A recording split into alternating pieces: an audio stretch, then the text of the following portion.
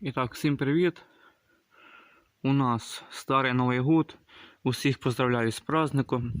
Желаю, щоб у всіх було здоров'я, щастя, успіха, благополуччя. І щоб цей був год лучше, ніж старий. А у нас така погодка. Сніжок пустився на старий Новий год. Круто. Сніжок ми любимо. Дітям це радость. Погулять, повеселитися на сніжку. Бо він в цьому году був випав і майстренько пропав. Красота.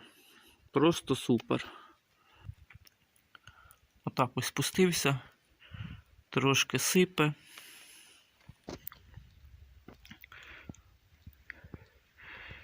І ще раз, друзі, поздравляю всіх вас із старим Новим годом.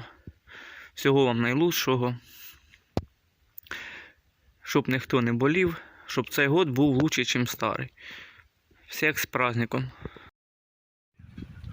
Температура у нас на 12 дня. Нульова.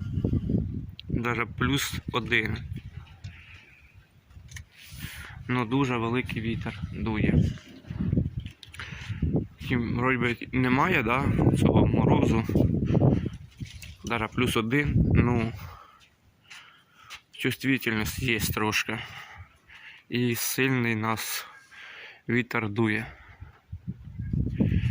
Така у нас погода. 14-го на обід. Морозу немає, але сильно великий вітер. І чувствительність є. Отак от.